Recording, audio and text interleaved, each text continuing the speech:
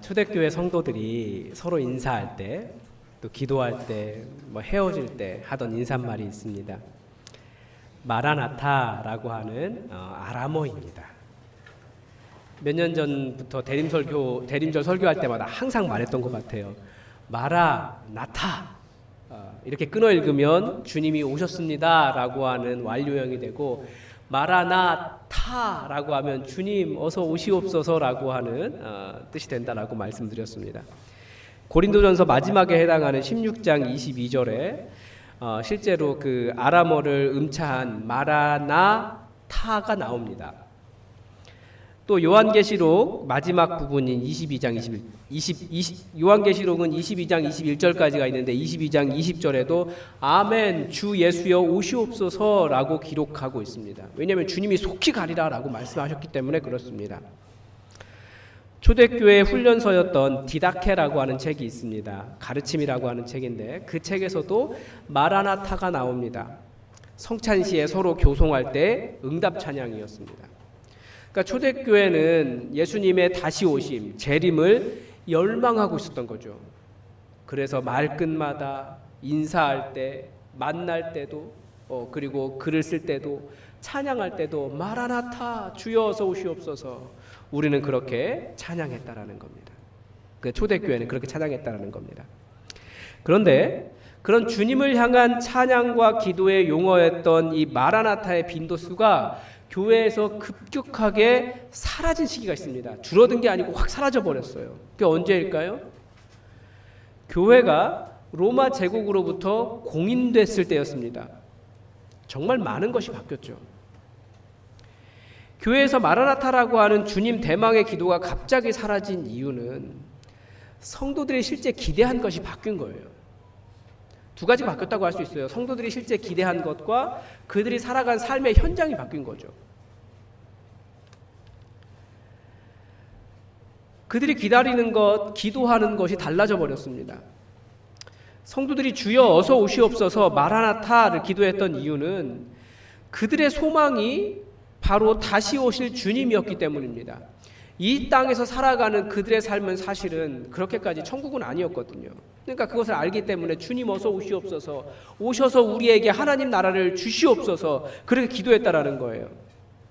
그런데 로마로부터 교회가 공인되고 난 이후에 그들의 소망은 이제 이곳에서 일어날 어떤 일이 되어버렸습니다. 교회의 조직은 하이라키가 만들어지기 시작했어요. 교황이라고 해서 이렇게 아주 높은 존재가 만들어지기 시작했고요. 그전에는 교회의 지도자가 되는 것은 정말 가난하고 생명을 내놓는 일이었지만 이제는 교회의 지도자가 되면 모든 부와 귀를 다 누릴 수 있는 존재가 되어버렸습니다.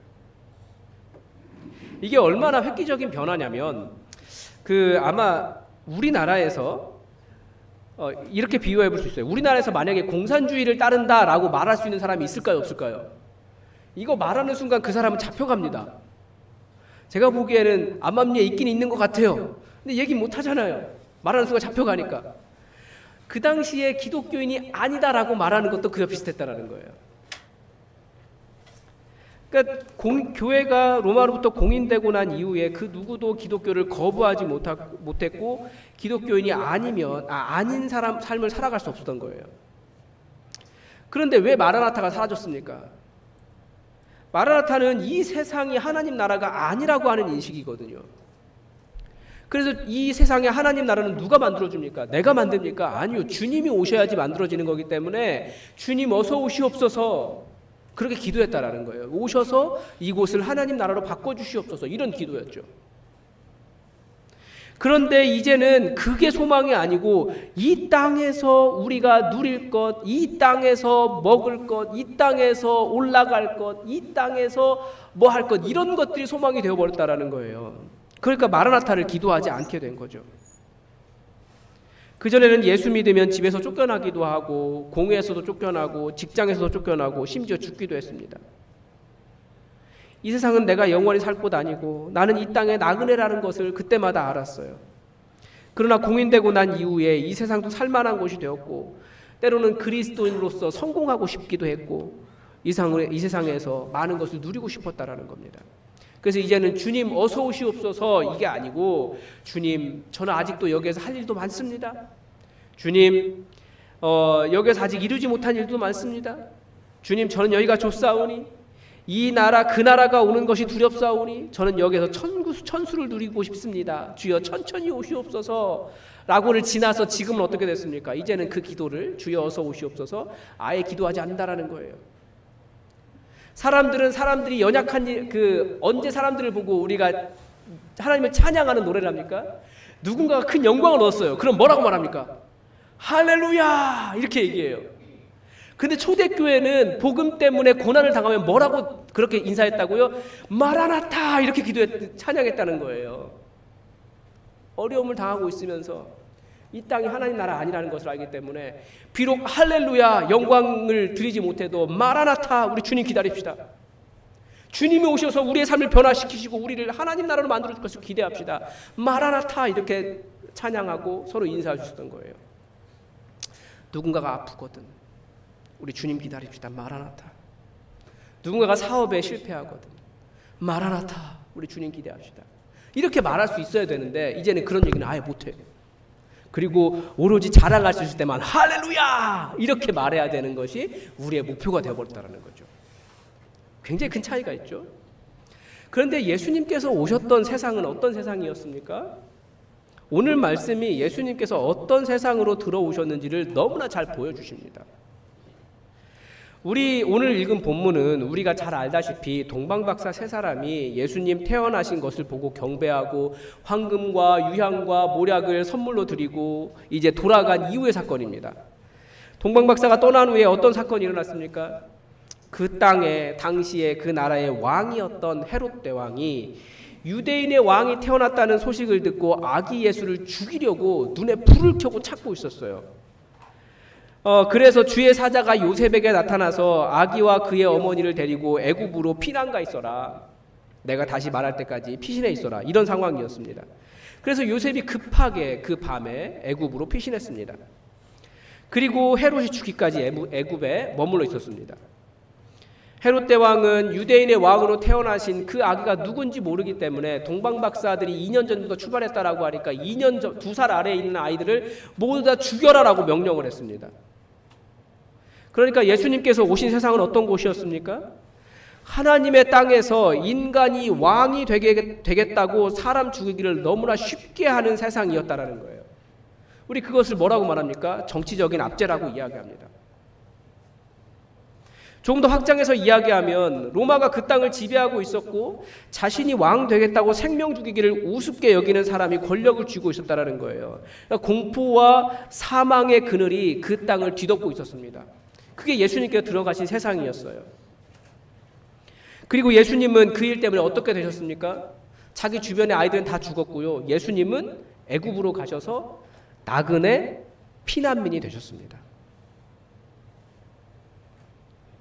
그러니까 예수님께서 오신 세상은 천국이어서 너무나 행복하기 때문에 오시는 것이 아니라 이 땅에 어떤 희망이 있어서가 아니라 이 땅 위에 이 하나님의 땅 위에 정치적인 억압이 있고 생명을 빼앗는 폭력이 있고 가난한 자들이 쫓겨나고 불의한 권력에 의해 평범한 사람들이 삶의 터전을 잃고 자식 잃은 어미의 통곡 소리가 가득한 땅으로 예수님은 들어오셨다라는 겁니다. 정말 이런 일은 눈에 돌아보면 너무나 많아요. 너무나 많아요. 저도 몇 가지 예를 찾아보긴 했는데 너무나 슬퍼서 얘기를 못할 정도예요. 너무나 많아요. 우리나라는 그나마 좀 나은 편에 속합니다. 정말 아프리카에 있는 나라들은 이 정치적인 억압이 너무 심해요. 왜 그들이 가난합니까? 누구는 잘 사는데. 다 보여주잖아요. 북한도 마찬가지고요. 그런 예가 너무나 많습니다. 예수님께서 들어오신 세상은 절대 여기가 좋사오니 하는 그런 세상이 아니라는 말입니다. 예수님은 통곡으로 가득 찬 세상으로 오셨어요. 우리는 그 현장을 뭐라고 부릅니까? 실제 역사의 현장이라고 이야기합니다. 예수님께서 들어가신 실제 역사의 현장과 우리가 원하는 환영하는 세상 사이에는 커다란 간격이 있습니다. 우리는 어떤 세상을 환영합니까? 우리가 환영하는 세상이 어떤 곳인지 교회 메시지를 들어보면 잘 알 수 있습니다. 교회의 메시지는 이 사회에서 잘 사는 것, 기존 체제의 유지입니다. 뭐 완전히 뒤집자 이런 것은 아니지만 정말 복음 때문에 오히려 기존 체제를 뒤엎고 새로운 하나님 나라의 질서로 들어가야 되는데 오히려 기존 체제를 유지하기 위한 메시지들이 꽤 있었어요. 성도들은 언제 교회에서 아멘 합니까? 풍요와 권력을 약속할 때, 자존감을 세워줄 때, 국가에 대한 자긍심을 높여줄 때, 우리가 가진 문화를 찬양할 때, 우리가 가진 강력한 군사력과 경제력을 찬양할 때, 뭐 이럴 때입니다. 저는 이런저런 목사님들의 설교를 많이 듣습니다. 그런데 최근에 우리나라의 유명한 한 목사님이 이런 예화를 드셨더라고요. 굉장히 듣다가 깜짝 놀라고 너무 감사하게 들었는데 갑자기 뒤에서 이상해지는 경우예요. 어떤 분이, 교인 중에 어떤 분이 공장에 화재가 났는데 밤새 공장이 타는 걸 보셨다는 거예요. 얼마나 괴로우셨을까요? 그래서 그분이 그 밤새 공장 타는 것을 보고 새벽 기도 가셨다는 거예요. 근데 마침 그때 나왔던 찬양이 하나님은 실수하지 않으신다는 였답니다. 이게 가능한 일입니까? 근데 그분이 어쨌든 눈물 흘리며 그 찬양하며 기도하셨다라는 거죠. 그런데 이제 거기까지는 너무나 큰 정말 어떻게 그렇게 할 수 있을까라는 그런 고민 속에서 그 이야기를 들었는데, 근데 결론이 뭐였냐면 결국은 2년 뒤에 그 공장보다 훨씬 더 큰 공장을 지었다라는 거예요. 그러니까 그때 이제 할렐루야 하는 거죠. 아니요, 예수님께서 오신 현장은 사실은 공장이 불탄 상태예요. 그래서 마라나타라고 부르는 현장이라는 거예요. 실제 그것보다 훨씬 더 재개에 성공하고 더 큰 공장을 지어서 할렐루야 할 수 있는 사람이 몇이나 있냐는 거죠. 실제 현장은 그게 아니에요.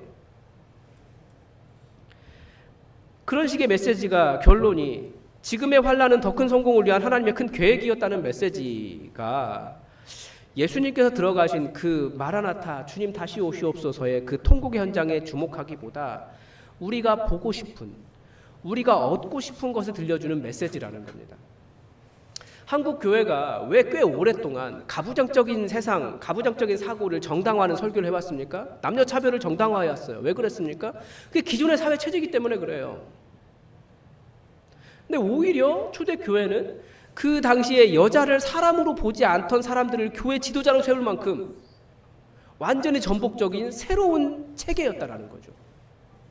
근데 우리는 그 새로운 것을 이야기하기가 너무나 어렵다라는 거예요. 이 세상은 누가 존경받습니까? 돈 있는 사람이 존경받습니다.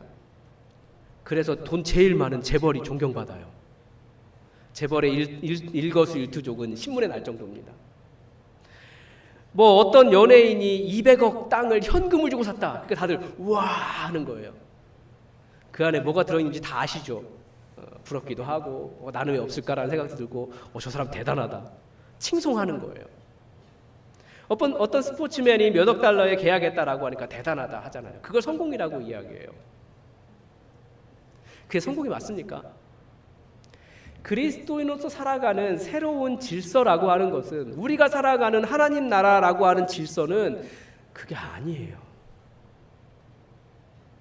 비록 내가 원하는 그 모든 부유함을 다 누리지 못한다 할지라도 주님 다시 오실 것을 알기 때문에, 내가 구원받은 자이기 때문에, 하나님의 자녀가 되었기 때문에 마라나타, 그 기도를 할 수 있는 사람들이 그리스도인이라는 거죠. 우리는 할렐루야라고 말할 수 있는 놀라운 성공을 거둘 때만 찬양하는데, 아니요, 정말 어려운 세상 속에서라도 마라나타, 주님 어서 오시옵소서, 그게 우리들의 기도였다라는 거예요. 우리 사회는 경쟁이 너무나 보편화되어 있고 그 경쟁에서 승리하는 것이 우리 서로의 관계고, 다른 사람들은 폭력으로 문제를 해결하려고 합니다. 지금 이 땅에 있는, 우리가 그렇게 아프게 기도하고 있는 러시아 우크라이나 전쟁이나 하마스 이스라엘의 분쟁도 그렇잖아요. 결국은 어떤 해결책을 찾은 겁니까? 누가 가장 폭력 힘이 세냐, 이걸로 해결하려고 하는 거예요. 그것 때문에 정말 많은 사람들이 죽어가고 있죠. 그런 해결 방법은 어쩌면 쉬운 방법일 수도 있어요. 근데 이스라엘 같은 경우에는 그들도 살게 해줘야 됩니다 라고 말했던 총리가 있는데, 그랬더니 우파에 의해서 살해당했어요. 평화를 이야기하면 안 되는 거예요. 그런 땅에서는. 그게 과연 맞습니까?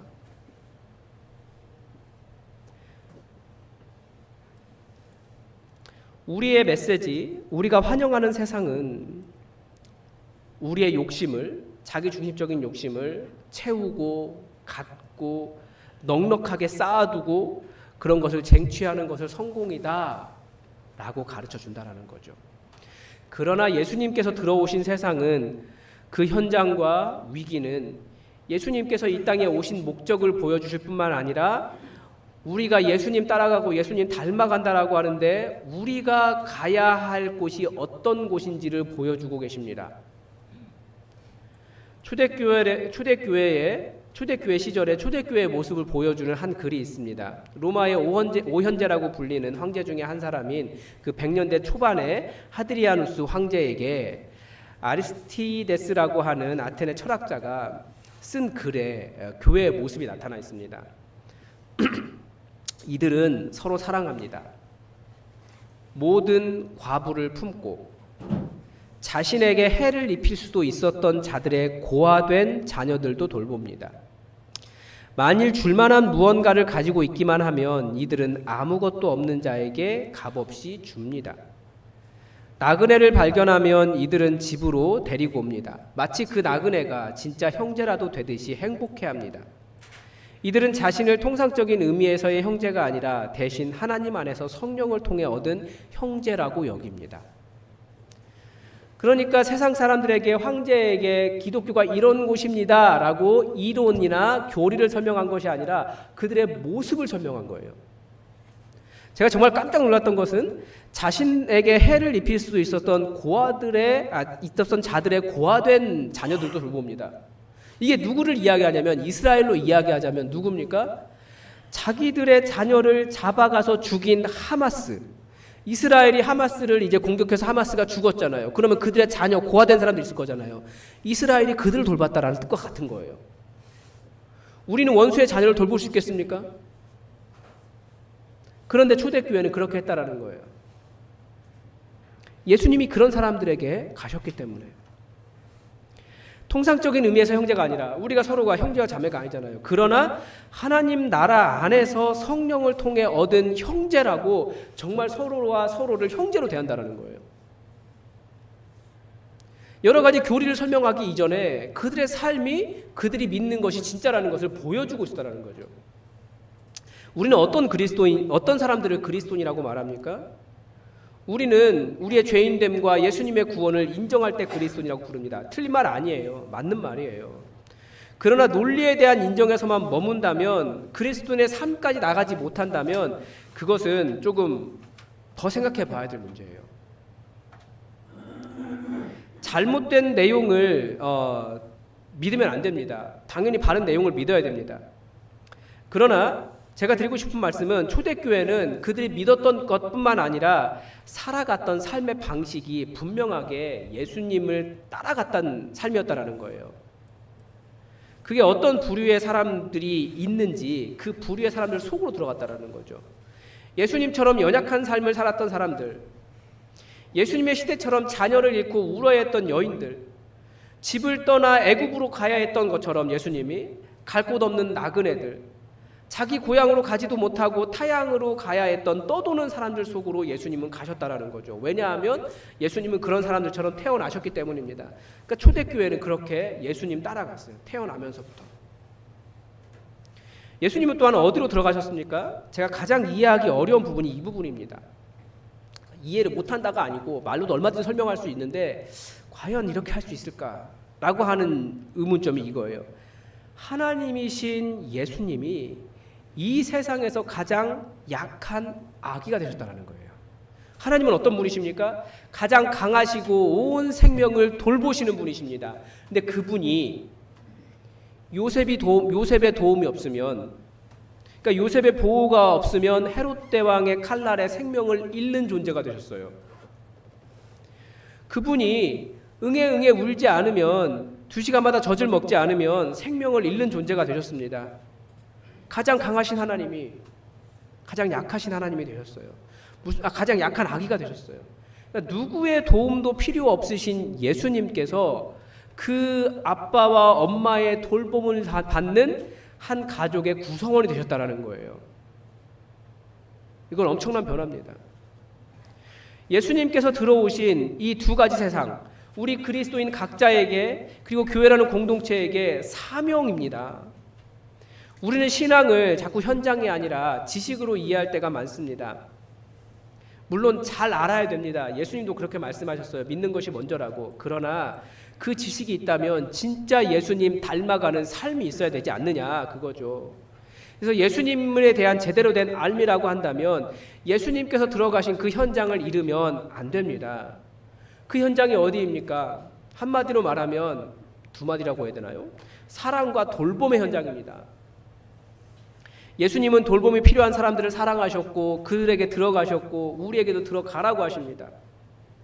초대교회는 이 본을 따라서 계속해서 들어갔습니다. 그런데 문제는 인간은 계속해서 율법화하는 특징이 있죠. 그래서 뭐뭐 해야만 한다 이렇게 말하는데 예수님께서 하신 그 모습을 보고 예수님 닮아가는 모습이 아니라 뭐뭐 해야만 한다라고 자꾸 하니까 율법처럼 다가와서 부담이 되는 거예요. 그게 아니고 예수님처럼 따라가는 거예요.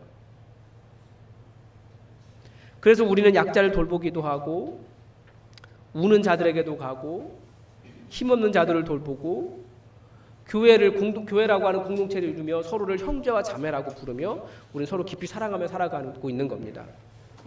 그리고 서로가 성장할 수 있도록 약한 자를 돌보고 붙잡아주고 지켜주는 것이 교회의 공동체라는 거예요. 어떻게든지 무슨 기준 이렇게 세워가지고 여기 안 맞으면 나가야 돼 이렇게 말하는 것이 공동체가 아니라는 거죠.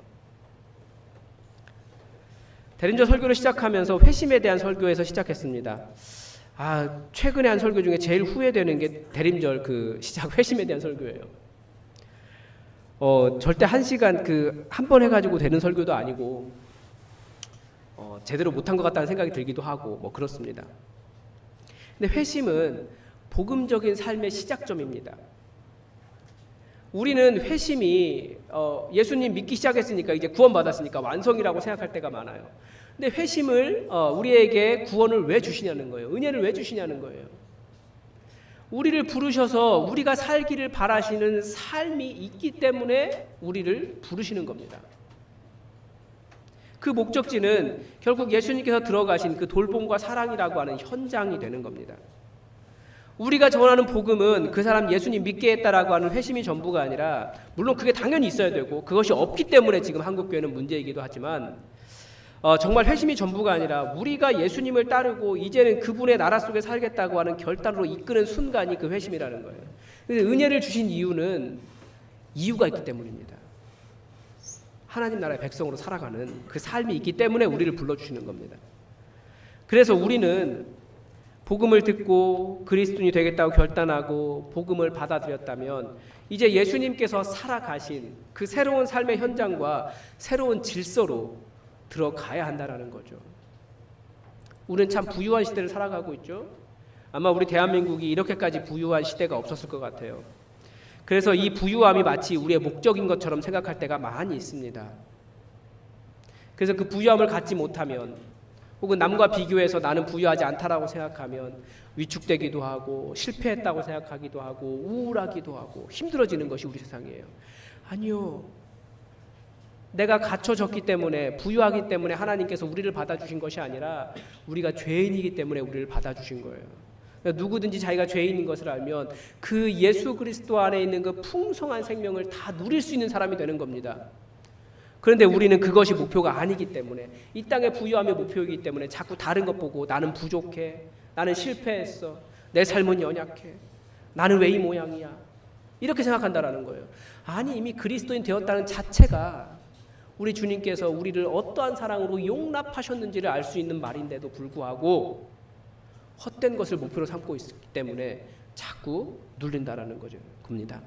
그래서 우리는 우리의 이웃이 또 얼마나 어려운 사회를 살고 있는지 예수님께로 돌아서야 하고 이 성탄절의 절기에 우리는 예수님처럼 정말 어려운 삶으로 들어가신 그 예수님을 기억할 필요가 있습니다. 다들 메리 크리스마스 외치며 샴페인을 터뜨리고 선물을 나누는 행복한 시기를 바랍니다.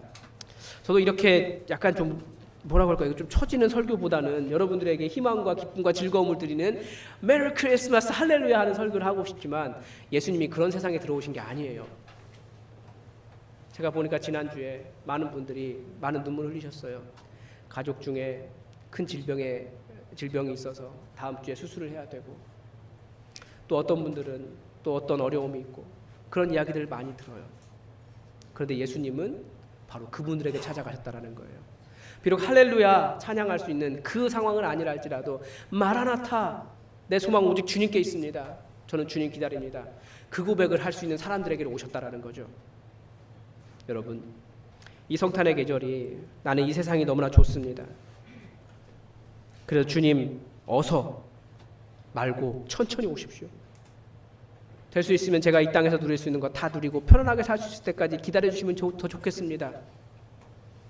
이게 아니라 정말 나의 희망 오직 예수님께 있기 때문에 어떤 상황 속에서라도 주님의 나라를 포기하지 않고 주님을 꿈꾸는 그런 삶이, 그런 기도가 되길 바라고, 아멘 주 예수여 어서 오시옵소서, 이 기도가 성취되는 절기이기를 바랍니다. 예수님은 반드시 오십니다. 매일매일 마라나타, 아멘 주 예수여 오시옵소서 기도하며 오늘 하루 내일 또 살아가시며 이 절기를 지내시기 바랍니다. 기도하겠습니다. 하나님 아버지, 정말 삶이 너무나 고달프고 어렵기 때문에 믿음으로 살아간다라는 것이 정말 많은 핍박과 두려움 속에 사는 것이기 때문에 오직 주님의 다시 오심을 기다리며 마라나타 기도했던 초대교회와 달리 우리는 할렐루야 영광 올려드릴 수 있는 그때만을 기다리며 살아갑니다. 하나님, 예수님께서 어떤 현장으로 들어가셨는지 다시 한번 바라보면서 우리도 우리의 눈물 짓는 삶의 현장이 마라나타 주님을 대망하는 현장이 될 수 있도록 우리 마음에 진정한 하나님 나라에 대한 소망, 예수님 오심에 대한 소망으로 가득 차게 하여 주시옵소서. 이 땅의 무수한 부유함으로 그리고 그것을 가진 사람들과 가지지 못한 우리를 비교하기보다 정말 우리가 가진 예수 그리스도라고 하는 그 풍성한 그 은혜를 누리며 찬양하며 또 바라보며 소망을 품고 살아갈 수 있도록 도와주시옵소서. 감사드리며 예수님의 이름으로 기도드립니다. 아멘. 우리 찬송가 176장